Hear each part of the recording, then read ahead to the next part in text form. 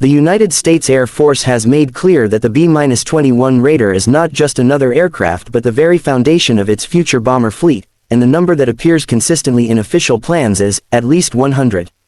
This figure carries enormous weight because it is not only a production target but also a statement of intent about how the United States envisions power projection in an era of renewed great power competition. For decades, the American bomber fleet has relied on a mix of B-52s, B-1S, and B-2s, each with unique strengths and weaknesses. The B-2 Spirit, famous for its stealth and long-range capabilities, is now showing its age and is extremely expensive to maintain. The B-1B Lancer, once a symbol of Cold War flexibility, has been pushed to its limits by decades of continuous use. Even the venerable B-52, though still capable after upgrades, is not survivable in the face of modern integrated air defenses.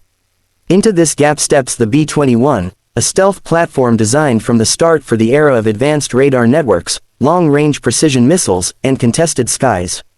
Its very shape and systems are built to penetrate airspaces that would be inaccessible to legacy bombers, providing both conventional strike and nuclear deterrence options.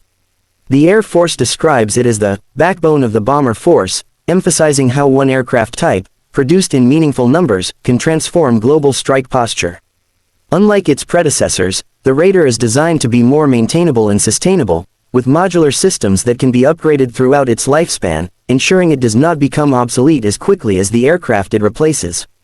This flexibility is crucial, because in the modern security environment, technology evolves rapidly, and a platform must adapt to new threats. The figure of 100 is not arbitrary. It represents a balance between capability and affordability, between strategic necessity and political reality.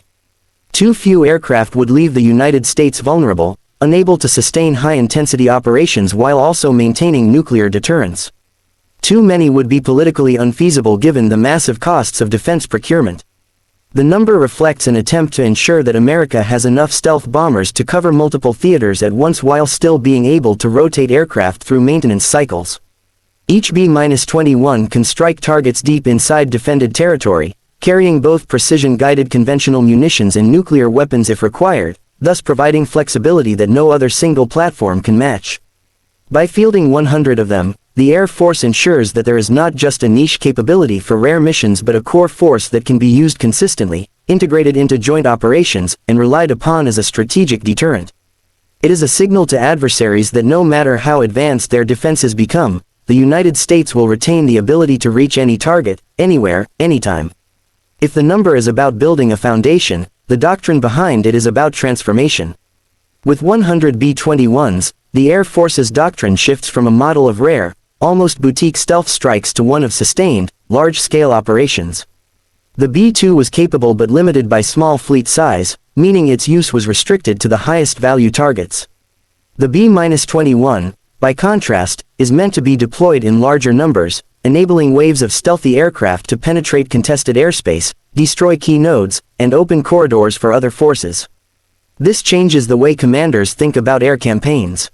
Instead of risking dozens of non-stealth aircraft with heavy escort packages, planners could rely on squadrons of raiders to dismantle enemy defenses at the outset. The basing strategy reflects this shift. The Air Force has already announced bases where B-21s will operate, spreading them across the continental United States for both survivability and training. Each base becomes not just a home for a new aircraft but a node in a global network of deterrence, projecting power far beyond its runways. Training pipelines, maintenance facilities, and operational planning will all adapt to this new backbone force. The doctrine also emphasizes flexibility in deployment. B-21s could fly from U.S. soil directly to targets across the globe or operate from forward bases if circumstances demand, giving commanders multiple options. This adaptability ensures that the 100 Raiders are not just a static fleet but a dynamic tool of deterrence and combat power. Politically, the number symbolizes more than just a procurement program, it reflects a statement of will. In an era when adversaries are developing hypersonic weapons, advanced air defenses, and long-range strike systems of their own, the B-21 demonstrates that the United States is prepared to invest in maintaining strategic superiority. The shift in doctrine that comes with these aircraft reinforces the message: the U.S. will not only maintain deterrence but also retain the ability to impose costs on any aggressor, regardless of geography. Thus, The plan for 100 B-21s is both a technological leap and a strategic commitment, ensuring that the Air Force's bomber fleet is not only relevant but decisive in future conflicts. Reports indicate that the company has been spending more in the near term to resolve issues and build a more stable foundation for future production, a decision that will hopefully lower costs over time but raises the price in the immediate term. For the Pentagon, this reality creates a tension between the urgent need for new bombers and the financial discipline required to avoid overruns. The Air Force has budgeted for at least 100 aircraft, but every step of the production process involves trade-offs. Suppliers must meet strict tolerances for stealth materials, electronics, and avionics. Workforce training is another hurdle, as building a stealth bomber requires specialized skills that cannot be developed overnight. These challenges slow down output, but rushing could jeopardize quality and performance. In the broader context of defense procurement, the B-21's cost structure is under scrutiny because every dollar spent on it is a dollar not spent elsewhere. Advocates argue that the aircraft's unique ability to penetrate advanced air defenses justifies the expense, while skeptics warn that rising costs could reduce the final fleet size. The industrial base is also a factor, as Northrop Grumman and its partners are expected to keep production going for years, ensuring not just the creation of the fleet but its sustainment for decades. This means investing in spare parts, software updates, and continuous modernization.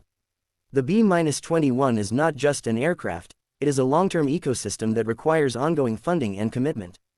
The discussion naturally leads to the central question, is 100 enough?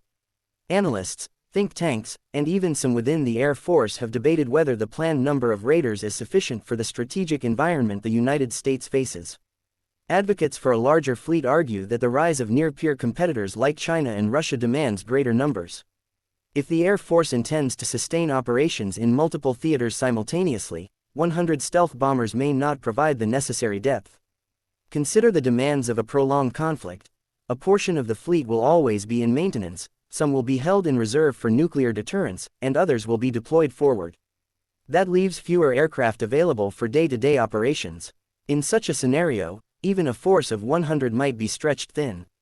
Those who argue that the fleet should be expanded to 145 or even 200 emphasize that a larger number would provide both deterrence and flexibility. With more aircraft, the Air Force could afford to lose some to combat or attrition without crippling its operational capability. It would also send a stronger message to adversaries that the United States is not only committed to maintaining superiority but also prepared to fight and sustain a conflict if necessary. However, the counterargument is powerful. Scaling up production beyond the current plan would strain budgets, require further expansion of the industrial base, and increase long-term sustainment costs. Lawmakers in the Department of Defense must weigh whether the strategic benefit of additional bombers justifies the expense in an era of competing priorities, such as cyber defense, space capabilities, and modernization of other aircraft fleets. Ultimately, the decision about whether 100 B-21s are enough is not only about military capability but also about political will and fiscal reality. The Air Force must make its case to Congress year after year, defending the program against budget pressures while pointing to its importance in the overall force design. If costs remain under control and production stabilizes, momentum could build toward expanding the fleet. If problems arise, critics may push for cuts or caps. The future size of the fleet will reflect both the success of the industrial effort and the intensity of the strategic competition ahead. What is clear, however, is that the number itself carries symbolic weight. 100 is more than a round figure, it is a signal of intent, a benchmark against which allies and adversaries alike measure American resolve. Whether it ultimately remains the cap or becomes the foundation for an even larger force, the B-21 program will shape the future of air power and strategic deterrence for decades to come.